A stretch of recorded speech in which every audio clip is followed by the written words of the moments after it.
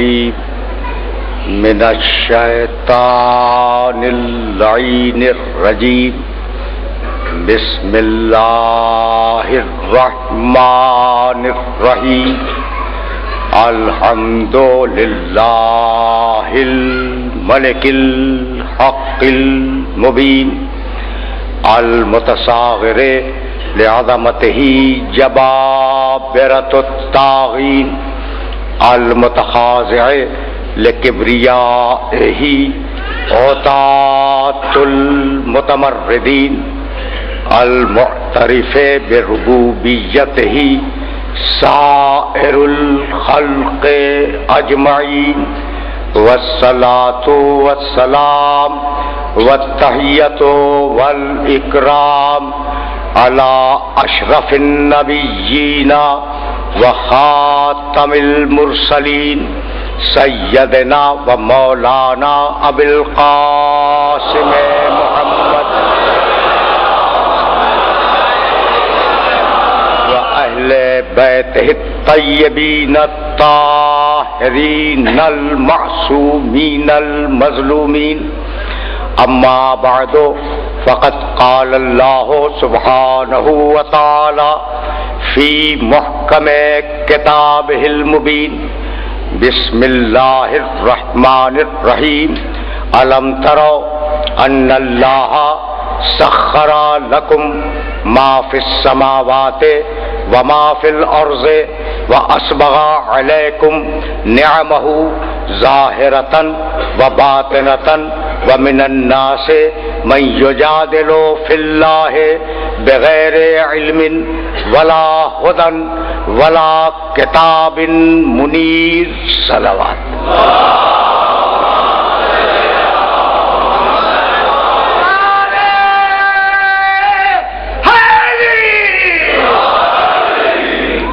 عزیزان محترم، علم و ہدایت کے عنوان سے ہم نے جس سلسلے گفتگو کا آغاز کیا ہے وہ سلسلہ اپنے تیسرے مرحلے میں داخل ہونے والا ہے.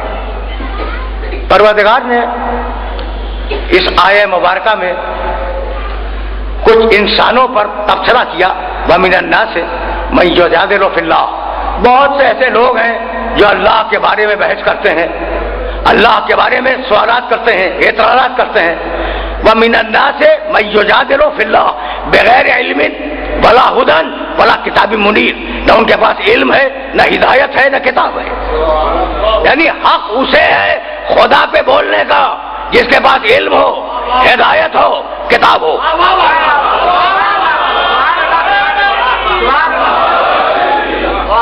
اچھا بھائی، تو اب سلسلے گفتگو جب تیسرے مرحلے میں داخل ہوا تو میرے سننے والے اس بات سے واقف ہیں کہ میں نے بتلایا کہ ہدایت کیوں، لیکن اب ایک جملہ سنتے جاؤ اور اسی جملے سے بات کو میں آگے بڑھاؤں گا. ہدایت کیوں بھائی، ضرورت کیا ہے ہدایت کی؟ تو دیکھو، سب سے نیچے ہے جمادات. یہ جو فلسفیوں نے کائنات کی قسم بتلائی ہے اس میں سب سے نیچے ہے پتھر، جمادات. اس سے اوپر ہے نباتات، اس میں اگنے کی صلاحیت ہے.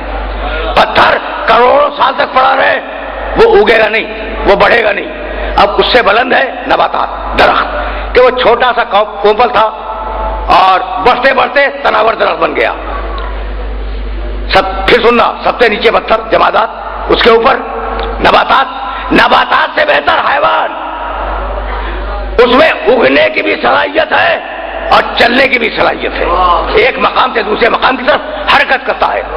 اور حیوان سے بلند انسان، تو پسترین ہے جمادات، پتھر، اس سے بلند نباتات، اس سے بلند حیوان، اس سے بلند انسان. بھئی یہ ترتیب تو یاد ذہن میں محفوظ رہے گی نا. کبھی تم نے کسی پتھر کی زبان سے یہ سنا کہ میں پتھر نہیں ہوں، درخت ہوں؟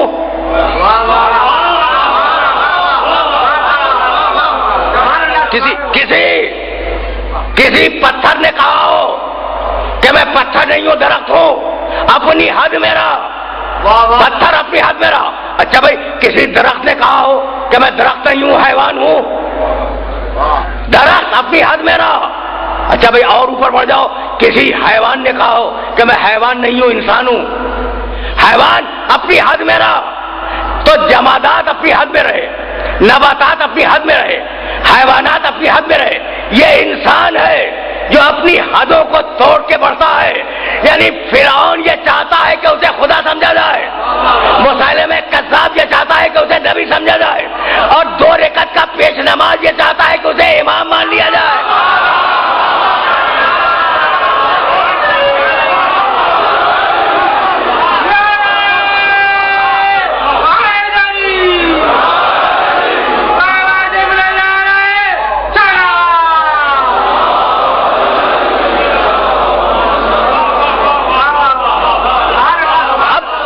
ہدایت ہوگی، جمادات کی ہدایت نہیں ہے. گھوڑوں پر بھینسوں پر کوئی نبی کو رسول نہیں آیا بھائی، درختوں پر کوئی کتاب نہیں اتری، ساری ہدایت انسان کی ہے. تو اب ذرا تاریخ قرآن میں انسان کے مزاج کو سمجھتے چلو، بہت آرام سے سننا، اس لیے کہ یہ مسلسل فکر کا ایک سلسلہ ہے جسے آگے بڑھتے جانا ہے. تو قرآن نے مختلف مقامات پر گفتگو کی انسان کے اوپر. پہلی گفتگو تو پہلی وہی ہے، بسم اللہ الرحمن الرحیم، اقرا بسم ربک الذی خلق. انسان سے بات ہو رہی ہے. اقرا بسم ربک الذی خلق، خلق الانسان من علق، اقرا وربک الاکرم الذی علم بالقلم علم الانسان ما لم یعلم. یعنی یہ پہلی وہی ہے. سورہ علق کی ابتدائی 5 آیتیں، یہ 5 آیتیں انسانیت کے نام اللہ کا پہلا پیغام ہے. اس سے پہلے کوئی آیت نازل نہیں ہوئی. اقرا بسم ربک الذی خلق، حبیب پڑھو اپنے رب کے نام سے پڑھو جس نے خلق کیا. خلق الانسان من علق، انسان کو جمے ہوئے خون سے پیدا کیا. علق کے معنی جمع ہوا خون. اقرا وربک الاکرم، حبیب پڑھو تمہارا رب بہت کریم ہے. الذی علم بالقلم، جس نے قلم سے لکھنا سکھلایا. علم الانسان ما لم یعلم، اور انسان کو وہ سب کچھ سکھلا دیا جو انسان نہیں جانتا تھا. حبیب اقرا بسم ربک الذی خلق، حبیب پڑھو اپنے رب کے نام سے پڑھو جس نے خلق کیا. آگے بڑھ کے پھر کہا اقرا وربک الاکرم، حبیب پڑھو اپنے رب کے نام سے پڑھو. وہ رب کون ہے؟ تمہارا رب بہت کریم ہے. توجہ رکھنا، 2 مرتبہ کہا پڑھو، اور 1 مرتبہ کہا الذی علم بالقلم، جس نے قلم سے لکھنا سکھلایا. اب میں کیسے اپنے سننے والوں کی خدمت میں عرض کروں؟ دور مجھے بیٹھا ہوا ایک چھوٹا سا بچہ نظر آ رہا ہے یہ سامنے. اچھا بھائی، اس چھوٹے سے بچے سے اگر میں یہ کہوں کہ بیٹے مجھے پانی پلا دے، یہ میرا مطالبہ غلط ہے صحیح ہے؟ کیا خیال ہے تمہارا؟ بھائی بچے سے میں نے پانی مانگا ہے، کیا یہ مطالبہ غلط ہے؟ بچہ اٹھے گا پانی لا کے دے دے گا، بہت سیدھی بات ہے. یہ بچہ، ایک بچہ ادھر بیٹھا ہوا ہے. تو بچے سے اگر میں یہ مطالبہ کروں کہ بیٹے مجھے پانی پلاؤ، مطالبہ صحیح ہے، برمحل ہے، کسی کو اعتراض نہیں ہوگا. لیکن اس بچے سے اگر میں کہوں کہ بیٹے اڑ جاؤ، تو سارا مجمع میری جان کو آ جائے گا کہ جو کام کر نہیں سکتا میں نے اس کام کا مطالبہ کیوں کیا. اب میں پوچھوں کہ مالک 2 مرتبہ کہہ رہا ہے حبیب پڑھو، پڑھنا تو آتا نہیں حبیب کو.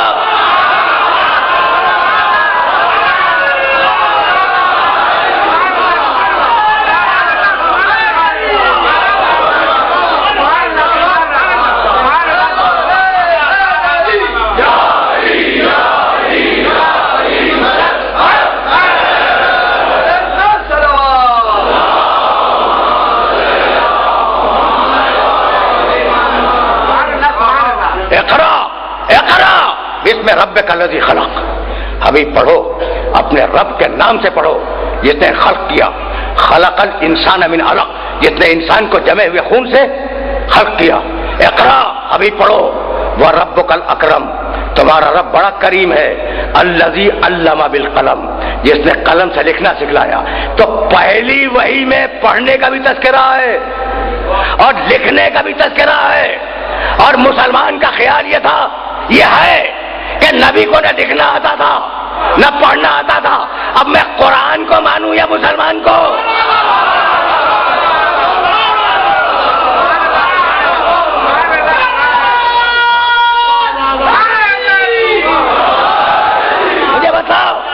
مجھے بتاؤ کہ اب میں قرآن کو مانوں یا مسلمان کے عقیدے کو مانوں؟ قرآن کا کہنا، قرآن کی پہلی وحی، پڑھنے کا بھی تذکرہ، لکھنے کا بھی تذکرہ۔ مسلمان کا خیال یہ کہ نہ پڑھنا آتا تھا نہ لکھنا آتا تھا، تو بھائی تم کہہ رہے ہو کہ اسے لکھنا نہیں آتا تھا، میں نہیں کہہ رہا ہوں، میں نہیں کہہ رہا ہوں، تم کہہ رہے ہو کہ اسے لکھنا نہیں آتا تھا، تو اپنی بات سے ہٹنا نہیں۔ اگر اسے لکھنا نہیں آتا تو اگر قلم مانگے تو دے دینا۔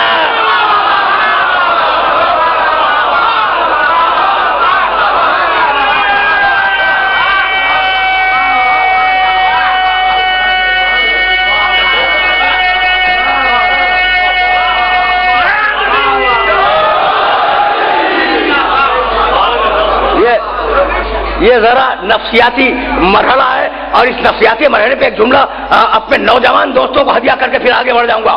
اچھا بھائی، تو جب قلم مانگ رہا ہے تو دے دو، لکھنا تو آتا نہیں، لکھنا تو آتا نہیں، جب قلم مانگ رہا ہے اسے قلم دے دو۔ دل میں خطرہ ہے، دل میں خطرہ ہے کہ اگر قلم دیں گے تو لکھ دے گا، زبان سے کہہ رہے ہیں لکھنا نہیں آتا، دل میں خطرہ ہے کہ لکھ دے گا۔ پھر سنو، زبان سے کہہ رہے ہیں لکھنا نہیں آتا، دل میں خطرہ ہے کہ اگر قلم دیں گے تو لکھ دے گا۔ جہاں زبان اور دل میں اختلاف ہو جائے اس کا نام اسلام نہیں ہے، منافقت ہے۔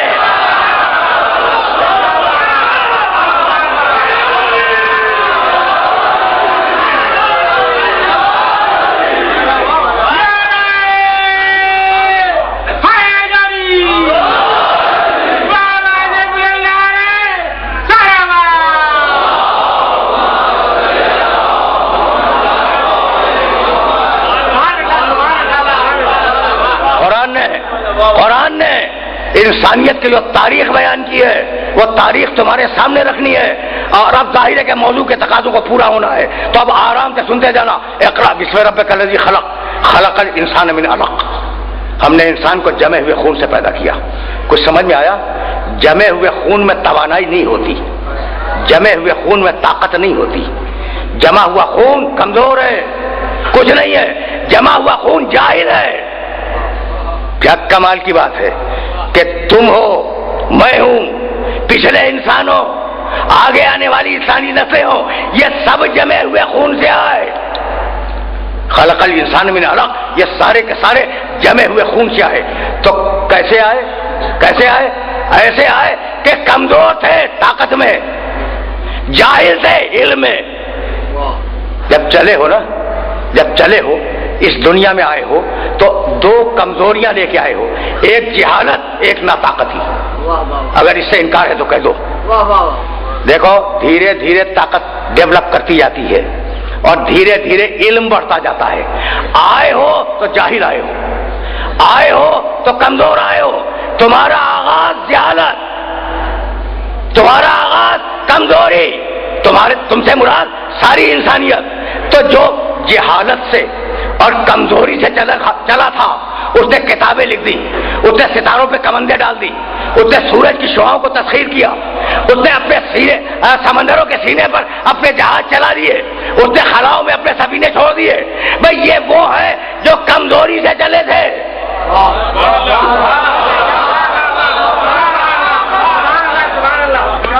اب انسان سمجھ میں آ رہا ہے؟ اب انسان سمجھ میں آ رہا ہے؟ یہ وہ انسان ہے جو کمزوری سے چلے تھے، کمزوری سے چلے تھے، اور انہوں نے شمسی توانائی کو اسیر بنا دیا۔ وہ سفر جو صدیوں میں ہوتا تھا، ایک محاورہ تھا، ایک جملہ میں نے کہا، وہ اب لمحوں میں ہوتا ہے۔ زمان و مکان کی تنابیں کھینچ لی، کمزوری سے چلے تھے، اور علم ذرے کے جگر کو چاک کر کے بم بنا لیا۔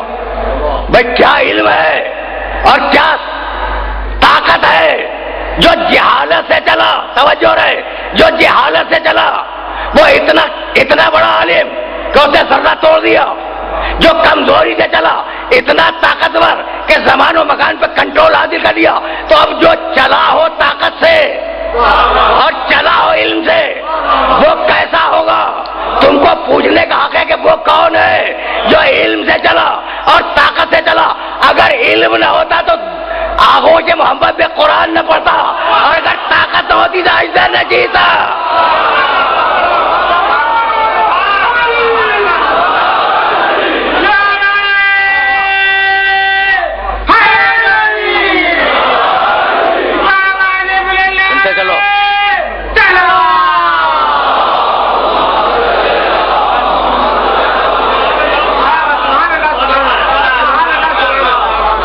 آرام سے سننا, بہت آرام سے سننا. ذرا انسانیت کی تاریخ تو دیکھو جو قرآن مجید نے مرتب کی ہے. یہ سورہ اقرا ہم نے جمے ہوئے خون سے پیدا کیا, اور سورہ حل اتی بسم اللہ الرحمن الرحیم حل اتی علی الانسان حین من الدہر لم یکن شیئا مذکورا انا خلقنا الانسان من نطفۃ امشاج نبتلیہ فجعلناہ سمیعا بصیرا. ہم نے انسان کو ملے ہوئے نطفے سے خلق کیا. یعنی یہ ترتیب کو دیکھتے جاؤ. ہم نے انسان کو ملے ہوئے نطفے سے خلق کیا. ملا ہوا نطفہ, جمع ہوا خون, یہ ہے تمہاری بنیاد. بھائی عجیب و غریب مرحلہ فکر ہے, جس مرحلہ فکر پر تمہیں روکنا چاہ رہا ہوں میں. دیکھو قرآن انسانیت پہ کمنٹ کر رہا ہے. تم کیا ہو بھائی؟ تم جمے ہوئے خون سے آئے ہو. تم ہو کیا؟ تم ملے ہوئے نطفے سے آئے ہو. اور اب سورہ مومنون میں آواز دی لقد خلقنا الانسان. آرام سے سننا.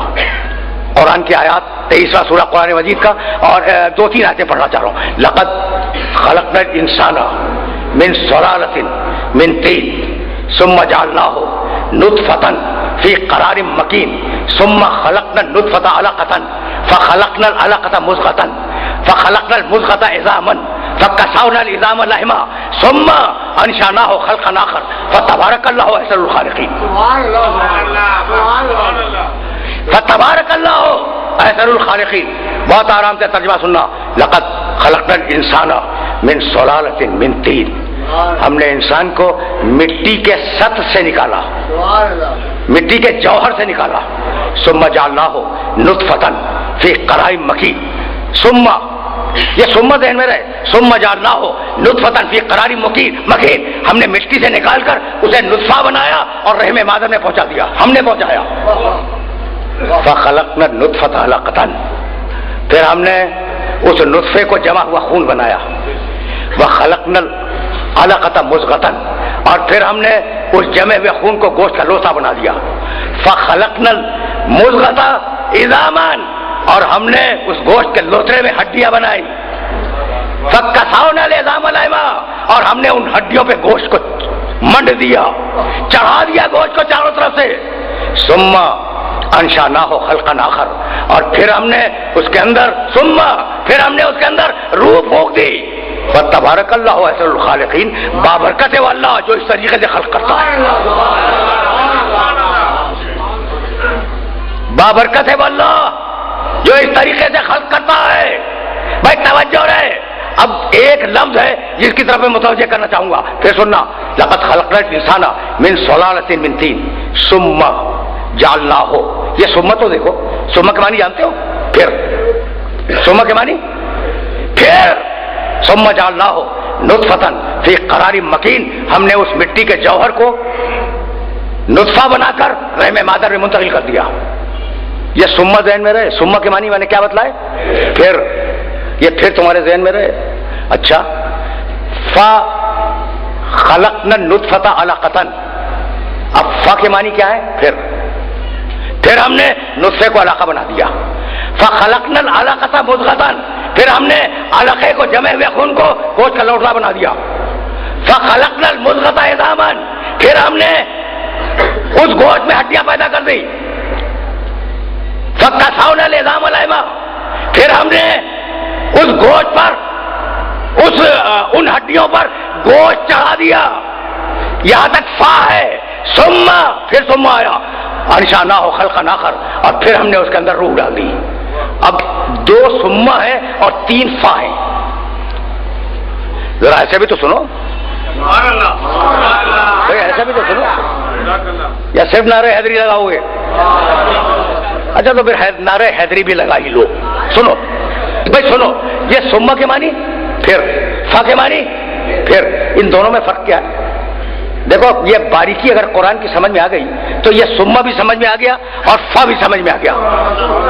لقد خلقنا الانسان من سلالۃ من طین ثم جعلناہ نطفۃ فی قرار مکین. ہم نے مٹی سے نکالا انسان کو, ثم پھر نطفہ بنا کے بھیجا.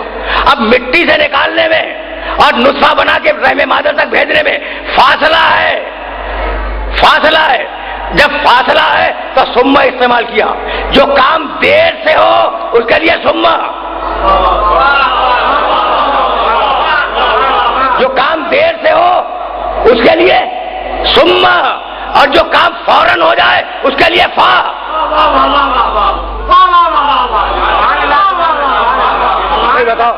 بتاؤ سمجھ گئے قرآن کے ان دونوں لفظوں کو سمجھ گئے؟ نوجوانوں سے پوچھ رہا ہوں, سمجھ گئے بھائی؟ جہاں سما ہوگا وہاں کام دیر سے ہوگا. لقد خلقنا الانسان من سلالۃ من طین ثم جعلناہ نطفۃ فی قرار مکین. ہم نے اسے بہت دیر میں نطفہ بنا کے رحم مادر میں بھیجا تو ٹائم لگا ہے نا. تو جہاں دیر ہو وہاں سما, جہاں کام فوراً ہو جائے وہاں فا. انما امرہ اذا اراد شیئا ان یقول لہ کن.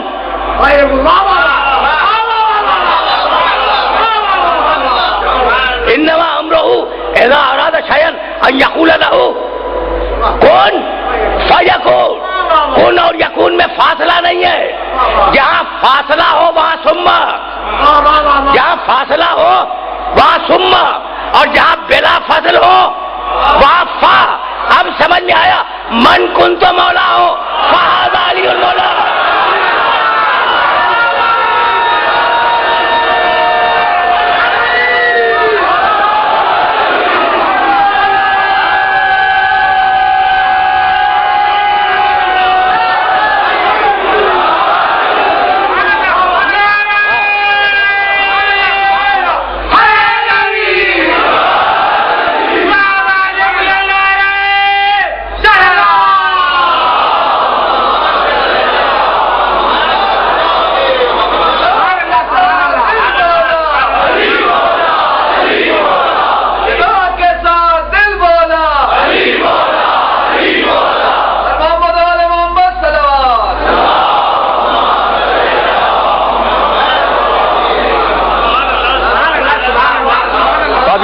یہ آیتیں ذہن میں محفوظ رکھو گے. سورہ علق ہم نے انسان کو جمے ہوئے خون سے پیدا کیا. سورہ دہر ہم نے انسان کو ملے ہوئے نطفے سے خلق کیا. سورہ مومنون پورا پروسیس بتلایا کہ ہم انسان کو اس دنیا میں کیسے بھیجتے ہیں. مٹی سے نکال کر نطفہ بنا کر کیسے اسے پروان چڑھاتے ہیں اور پروان چڑھا کر اس دنیا میں بھیجتے ہیں. یہ سورہ مومنون. اور جب تخلیق سمجھا دی تو سورہ انفطار یا ایھا الانسان, یا ایھا الانسان ما غرک بربک الکریم الذی خلقک فسواک فعدلک فی ای صورت ما شاء رکبک. اے انسانو, یا ایھا الانسان ما غرک بربک الکریم, اے انسانو تمہارے مہربان اور کریم اللہ سے کس چیز نے پھرا دیا ہے کہ کیوں ہٹ گئے ہو؟ وہ چیز کیا ہے جس نے تمہیں اپنے کریم اللہ سے ہٹا دیا؟ الذی خلقک. سنو بھائی انسانوں سنو, اللہ نے تمہیں خلق کیا. فسواک, نوک پلک سے ٹھیک ٹھیک بنایا.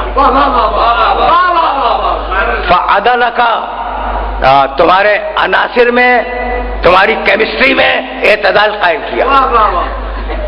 خلقک فسواک فعدلک, اور جب عناصر میں اعتدال قائم کر لیا فی ای صورت ما شاء رکبک, تو تمہیں ایک صورت دے کر, تمہیں ایک شکل دے کر اس دنیا میں بھیج دیا.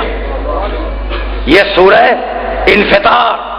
بھئی یہ آیتیں ذہن میں محفوظ رکھتے جاؤ کہ قرآن نے کس طریقے سے تمہاری تاریخ پر کمنٹ کیا. اور اب قرآن آگے بڑھا, اور آگے بڑھنے کے بعد قرآن مجید نے آواز دی, انا عرضنا الامانۃ علی السماوات والارض والجبال فابین ان یحملنها. سورہ احزاب قرآن مجید کا 33واں سورہ, اس کی یہ آخری آیت بڑی پالیسی میکنگ آیت ہے اور اس قابل ہے کہ اسے ذہن میں رکھو. انا عرضنا الامانۃ علی السماوات والارض والجبال فابین ان یحملنها واشفقنا منها وحملها الانسان انه كان ظلوما جهولا. سننے والی آیت ہے. ہم نے تیور دیکھنا آیت کے. اللہ کیسے بولتا ہے آیت میں دیکھو. انا عرضنا الامانۃ، ہم نے اپنی امانت کو پیش کیا. انا عرضنا الامانۃ علی السماوات والارض والجبال، ہم نے آسمانوں سے کہا ہماری امانت کو اٹھاؤ. ہم نے زمین سے کہا ہماری امانت کو اٹھاؤ. ہم نے پہاڑوں سے کہا ہماری امانت کو اٹھاؤ. قرآن بول رہا ہے، اللہ بول رہا ہے. انا عرضنا الامانۃ علی السماوات والارض والجبال فابین ان یحملنها.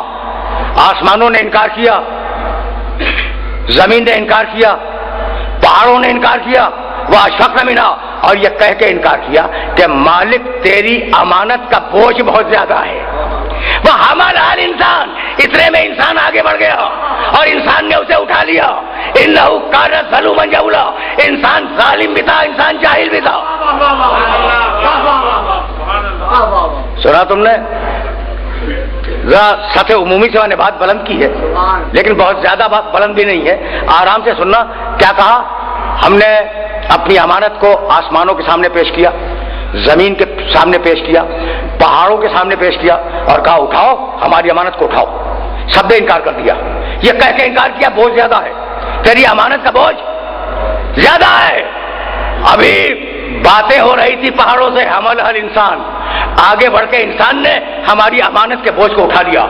انہ کان ظلوما جہولا، وہ ظالم بھی تھا، وہ جاہل بھی تھا. بھائی اگر ظالم اور جاہل تھا یہ تعریف ہے یا برائی ہے؟ یہ تعریف ہے یا برائی ہے؟ اگر ظالم اور جاہل تھا تو مالک تو اتنے فخر سے انسان کے اس کام کو کیوں بیان کر رہا ہے؟ بہت توجہ ہے. اگر امانت کو اٹھانا برا ہے تو کہہ دے کہ وہ برا ہے، اور اگر امانت کو اٹھانا برا ہے تو تو نے پہاڑ سے کیوں کہا کہ اٹھاؤ؟ تو نے زمین سے کیوں کہا کہ اٹھاؤ؟ تو نے آسمانوں سے کیوں کہا کہ امانت کو اٹھاؤ؟ تو امانت کا اٹھانا تو برا نہیں تھا. پھر جب انسان نے اٹھا لیا تو نے یہ کیوں کہا کہ انسان ظالم تھا، انسان جاہل تھا؟ بھائی ایک لفظ میں جواب ہے، انہ کان ظلوما جہولا، وہ ظالم تھا، وہ جاہل تھا. امانت اٹھانے سے پہلے جاہل بھی تھا، ظالم بھی تھا، اور امانت کو اٹھانے کے بعد عادل بھی ہے، عالم بھی ہے.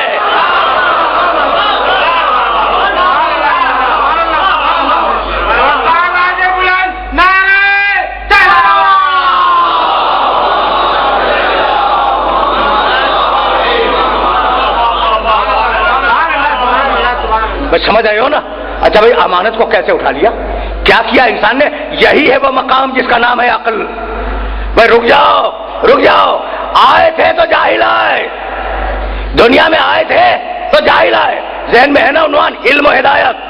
آئے تھے تو جاہل آئے. واللہ اخرجکم من بطون امہاتکم لا تعلمون شیئا وجعل لکم السمع والابصار والافئدہ لعلکم تشکرون. اللہ نے تمہیں سورہ نحل 16واں سورہ قرآن کا تمہاری ماں کے پیٹ سے اس کیفیت میں باہر بھیجا کہ لا تعلمون شیئا، تمہارے پاس ذرہ برابر علم نہیں تھا، ذرہ برابر علم نہیں تھا. آئے ہو تو جاہل آئے. پھر اللہ نے تمہیں آنکھیں دی، تمہیں کان دیے، تمہیں دل و دماغ دیے، اور تم نے ان کے ذریعے علم کو حاصل کیا. بہت توجہ رہے، بہت توجہ رہے.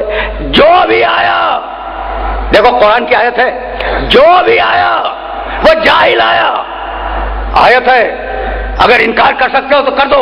واللہ اخرجکم من بطون امہاتکم لا تعلمون شیئا، اللہ نے تمہیں تمہاری ماں کے پیٹ سے اس دنیا میں باہر بھیجا کہ تمہارے پاس ذرہ برابر علم نہیں تھا. اور ایک ایک آنے والا جاہل ہے. روک رہا ہوں، میں روک رہا ہوں ساری سماعت کو. ایک ایک آنے والا جاہل ہے. پیٹ سے اس کیفیت میں نکالا کہ تم پیٹ سے باہر نکلنے کے بعد بھی جاہل ہو، علم بعد میں حاصل کرو گے. تو جب پیٹ سے نکلنے کے بعد ہی جاہل ہو تو پیٹ کے اندر کتنے بڑے جاہل ہو. میں پوری قوت سے اس بات کو محسوس کریں تو پھر میں آگے بڑھ جاؤں، اس لیے کہ یہ وہ نازک مرحلہ فکر ہے جہاں میں روکنا چاہ رہا ہوں سننے والوں کو. اللہ نے یہی تو کہا نا کہ ہم نے جب تمہیں پیٹ سے باہر نکالا، بطن مادر سے جب تمہیں باہر بھیجا تو تم جاہل تھے. بھائی بطن مادر سے نکلنے کے بعد جاہل تھے تو بطن مادر میں کتنے بڑے جاہل، کتنے بڑے جاہل. ہر انسان جب دنیا میں آیا تو جاہل آیا، تو پیٹ میں تو بہت بڑا جاہل تھا. لیکن اب میں کیا کروں، تاریخ میں اگر واقعہ نہ ملے تو میرا گریبان تھام لینا. سنو گے واقعہ؟ سب آئے جاہل آئے. تاریخ لکھتی ہے، جاؤ دیکھو اس واقعے کو تاریخ میں دیکھنا. تاریخ لکھتی ہے کہ فاطمہ بنت اسد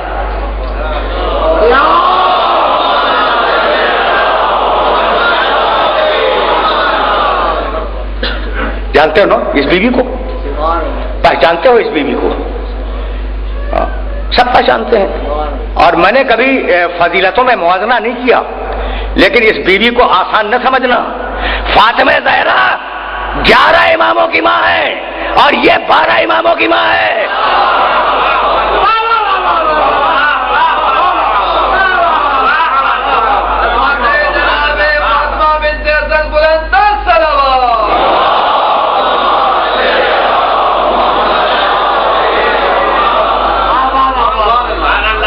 یہ ہے کون؟ میرے نبی کی سگی چچی. اب تاریخ تو یہی لکھے گی کہ میرے نبی کی سگی چچی ہے اور ابو طالب میرے نبی کے سگے چچا ہے. لیکن اب میں اگر جملہ کہوں تو مجھ سے دلیلیں نہ مانگنا. بھائی سگی چچی ہوگی تاریخ میں، میرے عقیدے میں سگی ماں ہے نبی کی. تم پوچھو گے نا کہ یہ جملہ میں نے کیسے کہہ دیا. جب انتقال ہوا ہے فاطمہ بنت اسد کا تو میرے نبی نے جانتے ہو جملہ کہا کیا؟ ہیا کانت امی بعد امی، میری سگی ماں کے بعد یہی میری ماں تھی، یہی میری ماں تھی. تو اب جانتے ہو ان کی سیرت کیا تھی؟ جو پیٹ سے آئے وہ جاہل آئے، ذہن میں رکھنا. سیرت کیا تھی؟ بھائی سیرت یہ تھی فاطمہ بنت اسد کی کہ محمد کو پالا، نبی کو اپنی گود میں پروان چڑھایا. جو کھجور کے درخت سے خرمے گرتے تھے اسے اپنے بیٹوں سے چھپا کر رکھ دیا کرتی تھی کہ محمد آئے گا تو کھائے گا. یہ محبت ہے، یہ محبت ہے اس بیوی کی، فاطمہ بنت اسد کی محمد رسول اللہ کے ساتھ، کہ جب بچہ آئے گا محمد تو وہ خرمے کھائے گا. یہ تھی کیفیت. گود میں پالا، بچوں کی طرح پالا، واقعاً بچہ تھا. رسول نے کہا یہ میری ماں ہے. اب ماں تو ظاہر ہے کہ بچے کا احترام نہیں کرے گی نا. تاریخ لکھتی ہے، تاریخ. اور تاریخ میں جا کر ان جملوں کو ویریفائی کر لینا. تاریخ لکھتی ہے کہ جب علی کا نور فاطمہ بنت اسد کے شکم مطہر میں آ گیا تو اب جب نبی داخل ہوتے تھے گھر کے دروازے سے تو بنت اسد احترام میں کھڑی ہو جاتی تھی. بڑے آرام سے تم نے یہ جملہ سن لیا. تمہیں آرام سے یہ جملہ سننے نہیں دوں گا، آرام سے سننے نہیں دوں گا. بھائی کیا ہوا؟ کل تک خورمے چھپا کے محمد کو دے رہی تھی، بچہ ہے نا. اور اب جب علی کا نور آ گیا پیٹ میں اور محمد داخل ہوئے تو تعظیم کے لیے کھڑی ہو گئی. توجہ رکھنا، بنت اسد کے اس طریقے پر عرب کی عورتوں نے اعتراض کیا کہ بنت اسد یہ تم کیا کرتی ہو، کیا کرتی ہو؟ یہ تمہارا بیٹا، تمہارا سگا بھتیجا، تم اسے اپنا بیٹا کہتی ہو، وہ تمہیں اپنی ماں سمجھتا ہے اور تم اس کے احترام کے لیے کھڑی ہو جاتی ہو. تم اس کے احترام کے لیے کھڑی ہو جاتی ہو. جانتے ہو کہ بنت اسد نے کیا جواب دیا؟ میں تو نہیں چاہتی کہ میں اس بھتیجے کا احترام کروں، لیکن میں کیا کروں کہ پیٹ والا مجھے کھڑا ہونے پر مجبور کر دیتا ہے.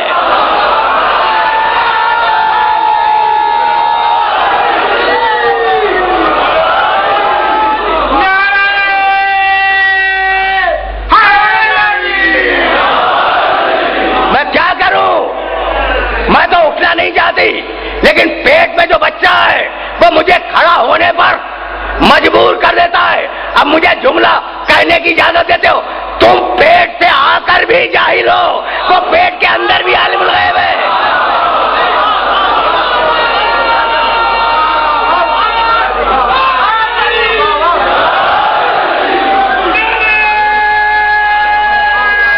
थी।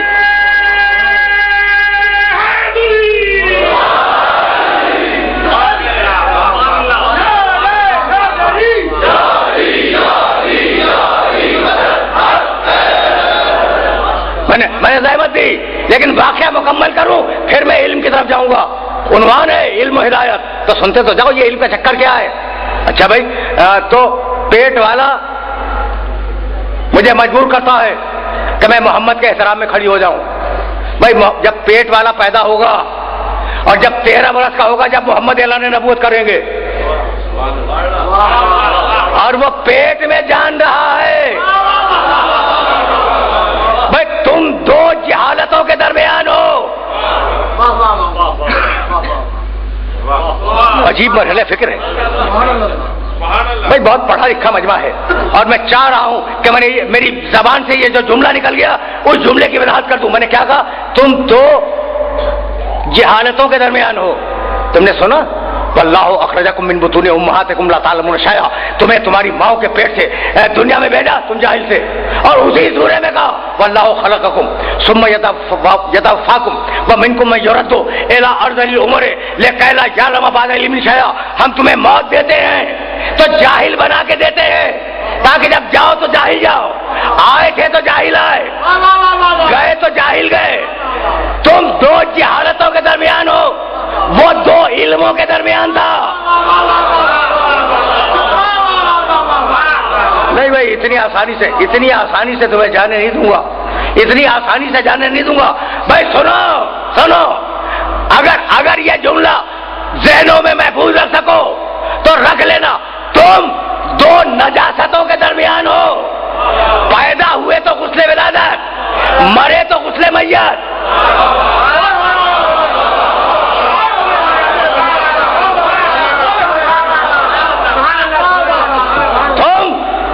नजासतों के दरमियान हो। पैदा हुए तो गुस्ले विलादत हुआ, मरे तो गुस्ले मैयत हुआ। और वो दो तहारतों के दरमियान है। पैदा हुआ तो काबे में पैदा हुआ, मरा तो मस्जिद में मरा।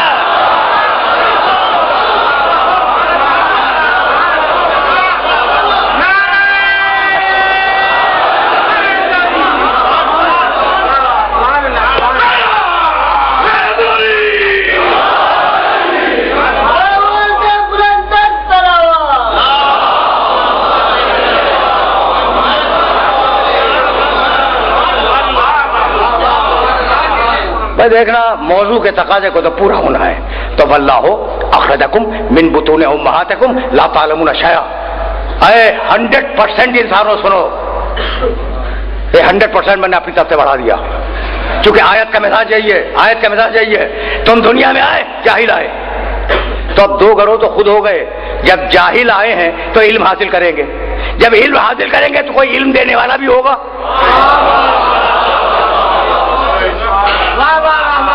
सब दो गरोह हो गए, इल्म लेने वाले, इल्म देने वाले।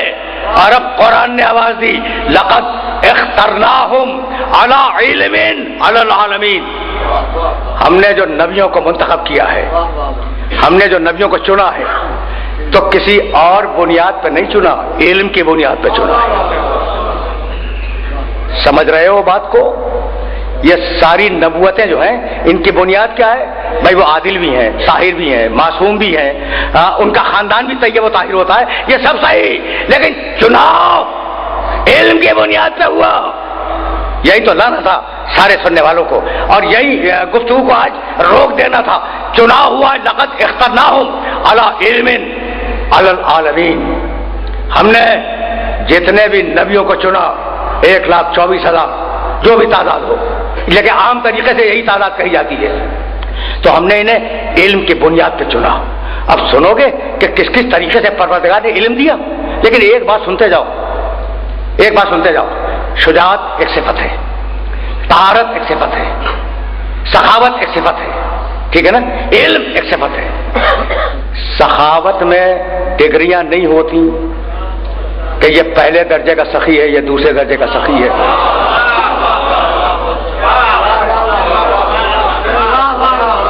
शुजाअत में डिग्रियां नहीं होती कि ये पहले दर्जे का बहादुर है, ये दूसरे दर्जे का बहादुर है।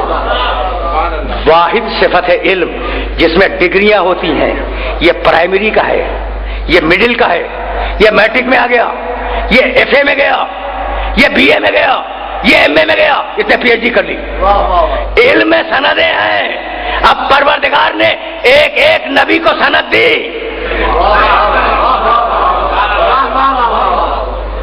بہت اطمینان سے سنو، اس لیے کہ اب دامن وقت میں بہت زیادہ گنجائش نہیں ہے، اور بات کو اب یہاں روکنا چاہ رہا ہوں میں۔ کہنے لگا تاریخ قرآن، علم کی تاریخ، وعلم آدم الاسماء کلھا، ہم نے آدم کو علم اسماء دے دیا۔ قرآن ہے، ہم نے آدم کو علم اسماء دے دیا۔ خضر کے لیے کہا وعلمناہ من لدنا علما، ہم نے ایک خاص علم لدنی خضر کو دے دیا۔ داؤد کے لیے آواز دی وعلمناہ صنعۃ لبوس لکم، ہم نے داؤد کو علم دے دیا کہ لوہا کیسے ہاتھوں پہ موم ہوگا۔ زیرہ سازی کا علم ہم نے داؤد کو دے دیا۔ سلیمان کے لیے آواز دی علمنا منطق الطیر، ہم نے سلیمان کو پرندوں کی بولیاں سمجھنے کا علم دے دیا۔ دیکھ رہے ہو کیسے کیسے پروردگار علم بانٹتا جا رہا ہے، کس کس طریقے سے علم بانٹ رہا ہے۔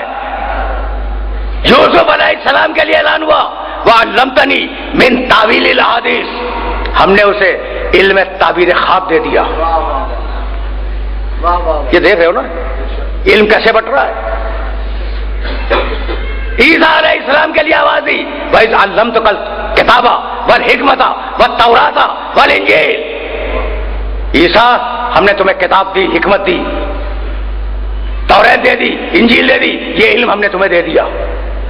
اب سنو گے ایک جملہ، ابھی میں اپنے نبی کو روک رہا ہوں، میں اپنے نبی کو روک رہا ہوں، لیکن اب ایک جملہ کہوں گا اور اس جملے کے بعد آگے بڑھ جاؤں گا۔ بھائی خضر کا نام ہے بلیا ابن ملکان، بلیا ابن ملکان، خضر کا نام ہے بلیا، ان کے باپ کا نام ہے ملکان، یعنی خضر کو علم دیا کہاں ملا؟ ان کے باپ ملکان کے گھر میں دیا۔ ہم نے ابراہیم کو علم دیا، بھائی کہاں ملا؟ ابراہیم کے باپ تارخ، ان کے گھر میں علم ملا۔ ہم نے موسیٰ کو علم دیا، بھائی کہاں موسیٰ کو علم ملا؟ ان کے باپ عمران کے گھر میں دیا۔ بھائی عجیب بات ہے، یوسف کو کہاں علم ملا؟ ان کے باپ یعقوب کے گھر میں ملا۔ پہنچ گئے؟ تو جو دوسروں کے گھروں میں پیدا ہوئے انہیں تو وہاں جا کے علم دیا، اور جسے اپنے گھر میں پیدا کرے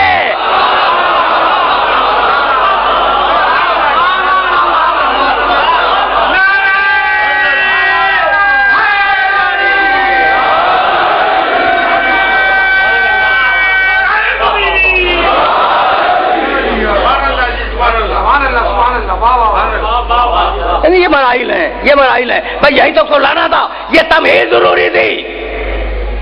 ضروری تھی۔ اچھا بھائی، تو اب ڈگریاں بانٹ رہا ہے، کسی کو علم اسما دیا، کسی کو علم تعبیر خواب دیا، کسی کو علم لدنی دیا، کسی کو علم الکتاب دیا، کسی کو علم حکمت دیا، کسی کو علم توریت و انجیل دیا۔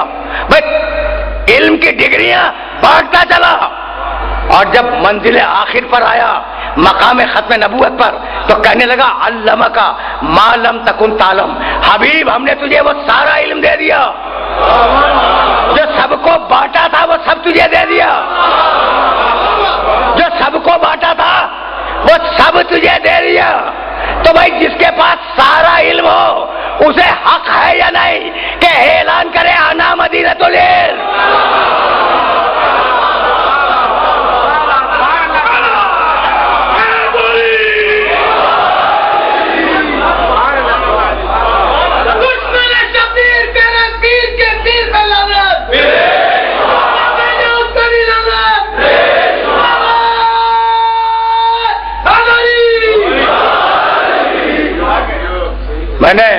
میں نے اپنے سننے والوں کو زحمت دی اور گفتگو اس مرحلے پر رک جائے گی۔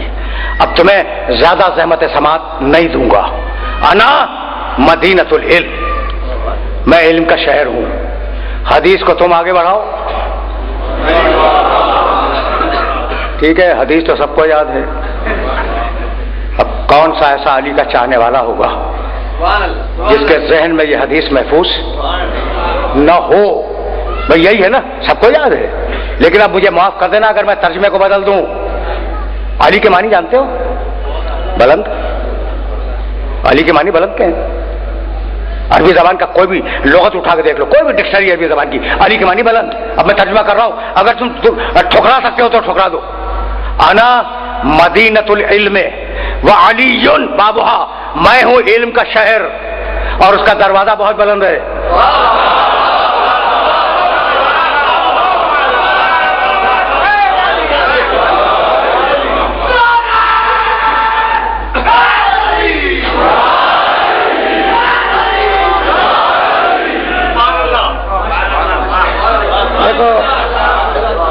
بہت دنوں کے بعد تمہارے محلے میں اور تمہاری امام بارگاہ میں آیا ہوں تو اب جی چاہتا ہے کہ تھوڑا سا کچھ فوڈ آف تھنکنگ، غذائے فکر نوجوان دوستوں کو دے کے چلا جاؤں۔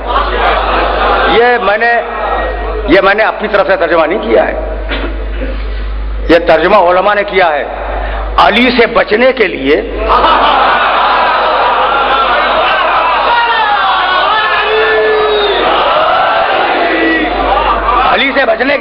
نام کو صفت بنا دیا۔ یہ علی کسی کا نام نہیں ہے۔ انا مدینۃ العلم وعلی بابھا، اور اس کا دروازہ بہت بلند ہے۔ کہنے لگے اس سے مراد علی ابن ابی طالب نہیں ہے، پیغمبر کا اشارہ تھا کہ میں تو ہوں علم کا شہر لیکن دروازہ بہت بلند ہے۔ لیکن اب میں کیا کروں کہ رسول کی روایت یہاں رکی نہیں، آگے بڑھ گئی۔ ومن اراد العلم فلیات الباب، جو علم چاہے وہ دروازے تک آ جائے۔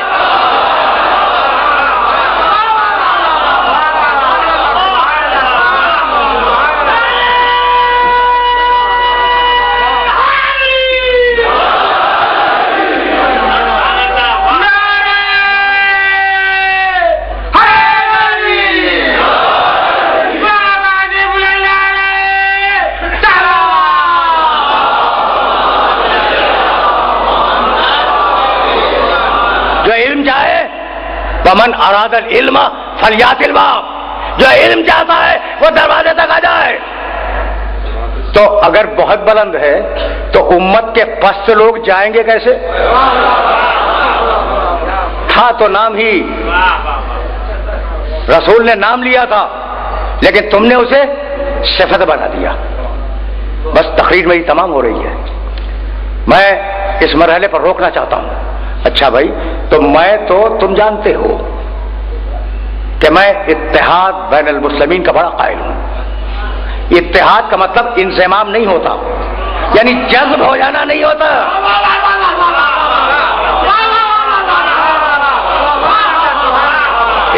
اتحاد کے معنی اپنی شخصیت کو محفوظ رکھ کر، اپنے تشخص کو محفوظ رکھ کر تمہارے ساتھ بیٹھا جائے، یہ ہے اتحاد۔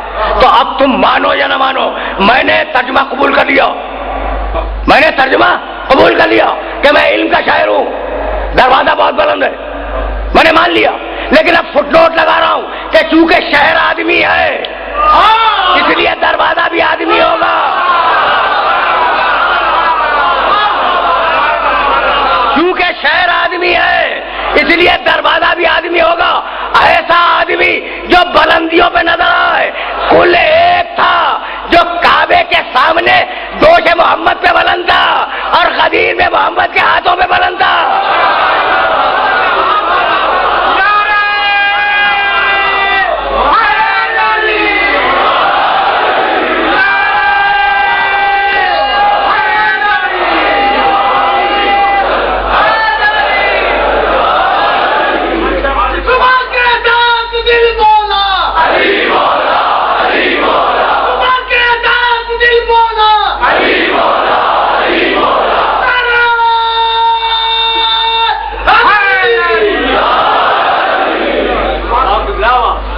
سننا بھائی، سننا۔ تو لوگوں نے کام کیا کیا کہ نام تھا علی، کہنے لگے نام نہیں ہے صفت ہے، علی کے معنی بلند، ٹھیک۔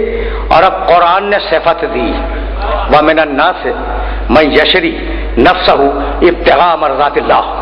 کوئی بندہ انسانوں میں ایسا بھی ہے جو اپنے نفس کو بیچتا ہے، مرضی کو خریدتا ہے. یا نام تو نہیں ہے نا اس آیت میں، نام تو نہیں ہے، صفت ہے، صفت ہے. کہنے لگے کہ اس سے علی مراد نہیں ہے، فلاں مراد ہے، فلاں. اب کبھی فلاں پہ بھی بات ہوگی، وقت نہیں ہے، وقت نہیں ہے. اب کبھی فلاں پہ بھی بات ہوگی، لیکن علی مراد نہیں ہے، فلاں مراد ہے. تو عجیب کمال ہے کہ خدا و رسول اگر صفت دے تو آپ فرمائیں کہ یہ نہیں وہ مراد ہے، اور اگر خدا و رسول نام لے علی تو آپ کہیں کہ اس سے مراد صفت ہے، نام نہیں ہے. ٹھیک ہے نا؟ تو علی میں خطرہ تو تھا. آخری جملہ سنو، اب تو مصائب کا بھی وقت نہیں رہا. لفظ علی میں خطرہ تو تھا کہ میں علی کہوں گا اور یہ کہیں گے علی کے معنی بلند. اسی لیے بائیں ہاتھ سے غدیر میں اٹھایا اور دائیں ہاتھ سے اشارہ کیا، من کنت مولا ہو فہذا علی المولا.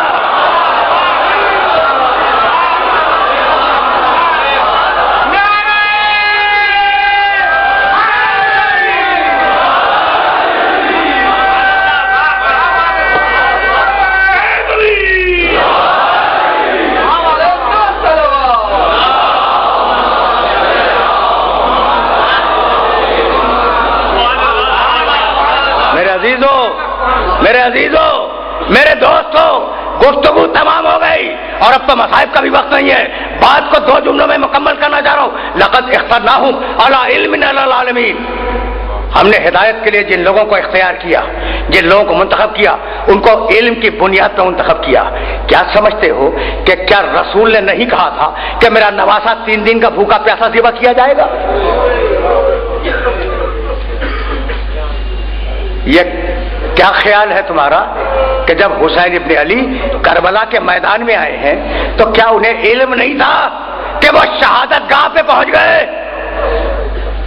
2 جملے اور بات مکمل ہو جائے. کیا علم نہیں تھا حسین کو کہ وہ شہادت گاہ پہ پہنچ گئے؟ قافلہ چلتا رہا. دوسری محرم کی شام تھی. کچھ جملے سنو اور مجھے اجازت دے دو. اب ظاہر ہے کہ یہی اوقات ہوتے ہیں جن اوقات میں مقتل کے کچھ تھوڑے سے تفصیلات بیان کیے جائے. ایک مقام پر حسین ابن علی کے گھوڑے نے چلنے سے انکار کیا. ٹھیک، تاریخ لکھتی ہے، مقتل لکھتا ہے کہ اس گھوڑے نے جب چلنے سے انکار کیا چلا نہیں، گھوڑا نہیں چلا. حسین نے گھوڑا بدلا، دوسرا گھوڑا بدلا، تیسرا بدلا، چوتھا بدلا، 5واں بدلا. 7 گھوڑے یا 11 گھوڑے حسین نے بدلے. کوئی گھوڑا آگے بڑھنے کے لیے تیار نہ ہوا. کہا عباس ذرا گاؤں والوں کو تو بلاؤ. گاؤں والے آئے، حسین کے سامنے صفے باندھ کے کھڑے ہو گئے. جملے سنو اور مجھے اجازت دے دو. حسین نے پوچھا کہ گاؤں والوں یہ بتلاؤ تمہارے گاؤں کا نام کیا ہے؟ کسی نے کہا غازریہ. پوچھا کوئی اور نام؟ کسی نے کہا ماریا. کوئی اور نام؟ کسی نے کہا نینوا. نام آتے گئے اور حسین پوچھتے گئے کہ اس کا کوئی اور نام، کوئی اور نام، کوئی اور نام. ایک بوڑھا پیچھے سے آگے آیا اور کہنے لگا فرزند رسول یقال لہ کربلا. مولا اس کا ایک نام کربلا بھی ہے. یہ سننا تھا کہ عباس کا عباس خیمے لگا دو.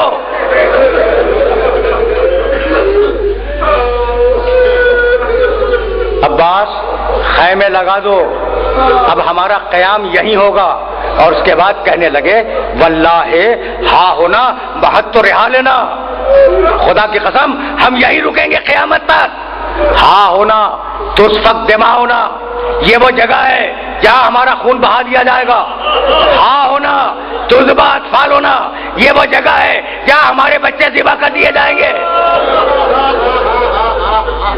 ہا ہونا تذبح حریم ہونا، یہ وہ جگہ ہے جہاں ہمارے اہل حرم اسیر ہوں گے. خیمے لگاؤ. خیمے لگے. بیویاں اپنے اپنے خیموں میں گئیں. گھر کی کنیز فضہ بیان کرتی ہے کہ جب شہزادی زینب سکینہ کو گود میں لے کر ایک خیمے میں جا کے بیٹھی تو ایک زرد غبار اڑا اور سکینہ کے بالوں پہ آ کے جم گیا. کہا فضہ جا بھیا کو بلا کے لا. حسین آئے, کہا بہن بات کیا ہے؟ کہا بھائی جتنی جلدی ممکن ہو اس زمین سے نکل جاؤ, اس زمین سے تمہارے خون کی خوشبو آ رہی ہے.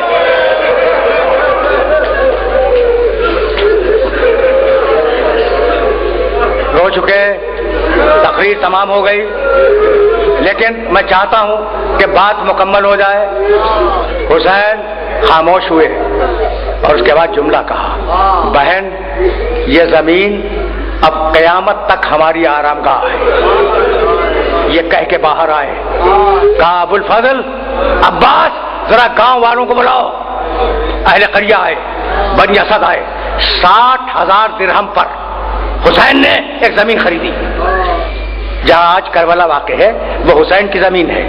60,000 درہم میں وہ زمین خریدی اور خریدنے کے بعد پھر انہیں ہدیہ کر دی اور کہا گاؤں والوں میں نے یہ زمین تمہیں واپس دی, لیکن کچھ شرطیں ہیں. پہلی شرط تو یہ ہے کہ ہمارے دشمنوں کو ہمارا نشان قبر نہ بتلانا. دوسری شرط یہ ہے کہ جو بھی ہماری قبر کو پوچھتا ہوا ظاہر آ جائے اسے 3 دن اپنا مہمان رکھنا. اجرکم اللہ. اور تیسری شرط یہ ہے کہ جب یزید کی فوجیں چلی جائیں تو آنا اور ہمیں دفن کر دینا. بنی اسد نے مان لیا. جب بنی اسد کے مرد جا رہے تھے تو کہا ذرا اپنی عورتوں کو بھیج دینا. بنی اسد کی عورتیں آئیں, حسین نے سلام کیا. کہا عورتوں مجھے پہچانتی ہو, میں زینب کا بھائی ہوں, میں ام کلثوم کا بھائی ہوں, میں فاطمہ زہرا کا بیٹا ہوں.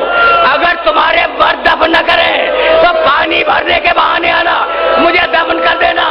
جب عورتیں روتی ہوئی جا رہی تھی کہا بیٹوں کو بھیج دو. چھوٹے چھوٹے بچے آگے کھڑے ہو گئے, کہنے لگے بچوں میں سکینہ کا باپ ہوں, میں تمہارے جیسے بچوں کا باپ ہوں.